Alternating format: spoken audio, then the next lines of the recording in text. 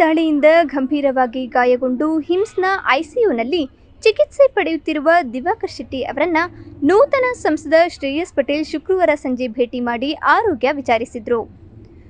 ಗುರುವಾರ ಸಕಲೇಶಪುರ ತಾಲೂಕಿನ ವಾಟೆಹಳ್ಳ ಗ್ರಾಮದಲ್ಲಿ ಕೂಲಿ ಕೆಲಸಕ್ಕೆ ತೆರಳುತ್ತಿದ್ದ ದಿವಾಕರ್ ಶೆಟ್ಟಿ ಮೇಲೆ ಕಾಡಾನೆ ದಾಳಿ ಮಾಡಿ ತುಳಿದಿತ್ತು.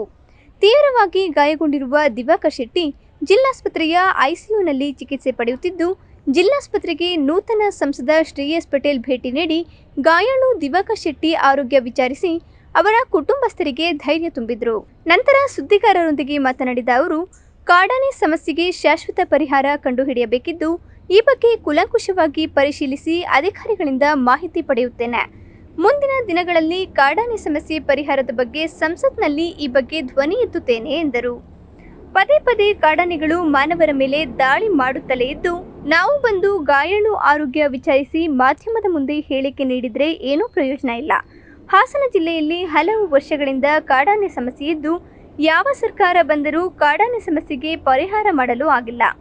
ಕಾಡಾನೆ ಸಮಸ್ಯೆಗೆ ಶಾಶ್ವತ ಪರಿಹಾರ ಒದಗಿಸಬೇಕಿದ್ದು, ಶೀಘ್ರದಲ್ಲಿಯೇ ಸಿಎಂ ಹಾಗೂ ಅರಣ್ಯ ಸಚಿವರ ಬಳಿಗೆ ನಿಯೋಗ ಕೊಂಡೊಯ್ದು ಕಾಡಾನೆ ಸಮಸ್ಯೆಯನ್ನು ಗಂಭೀರವಾಗಿ ಪರಿಗಣಿಸುವಂತೆ ಮನವರಿಕೆ ಮಾಡಿಕೊಟ್ಟು ನಂತರ ಕೇಂದ್ರ ಅರಣ್ಯ ಸಚಿವರನ್ನ ಭೇಟಿ ಮಾಡಿ ಸಮಸ್ಯೆ ಪರಿಹಾರಕ್ಕೆ ಪ್ರಯತ್ನಿಸಲಾಗುವುದು ಎಂದು ಹೇಳಿದರು.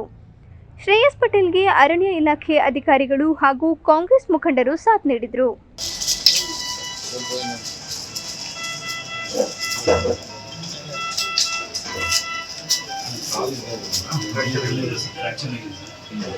ಫ್ರಾಕ್ಚರ್ ಆಗಿದೆ.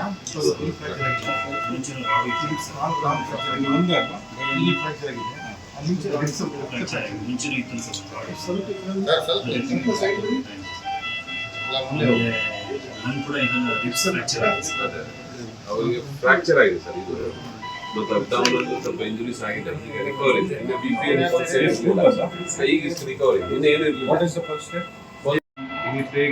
ಇದು ರಿಪೇರಿ ಆಗಬೇಕು. ಮತ್ತು ಇಲ್ಲಿ ಫ್ರಾಕ್ಚರ್ ಇದೆ ಮತ್ತು ಇವ್ರ ಹತ್ರ ರಪ್ಚರ್ ಆಗಿದೆ. ಎಲ್ಲ ಗ್ರಾಜುಲಿ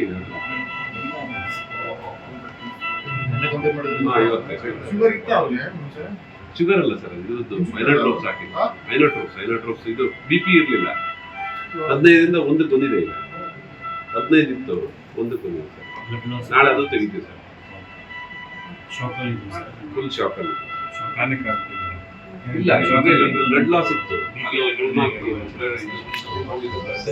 ಫ್ರಾಕ್ಚರ್ ಆಗಿತ್ತಲ್ಲ, ಒಳ್ಳೆ ಇಂಟರ್ ಬ್ಲೀಡಿಂಗ್ ಆಗಿತ್ತು. ಈಗ ಸ್ಥಳೀಯ ಹಾಗೂ ನಿಖರ ಸುದ್ದಿಗಾಗಿ ಸಬ್ಸ್ಕ್ರೈಬ್ ಆಗಿ ಬೇಮಾ ವಿಜಯ ಡಿಜಿಟಲ್ ಯೂಟ್ಯೂಬ್ ಚಾನೆಲ್ ಹಾಗೂ ಪಕ್ಕದಲ್ಲಿ ಕಾಣುವ ಬೆಲ್ ಐಕಾನ್ ಕ್ಲಿಕ್ ಮಾಡಿ ಕ್ಷಣ ಕ್ಷಣದ ಅಪ್ಡೇಟ್ಗಳನ್ನು ಪಡೆದುಕೊಳ್ಳಿ.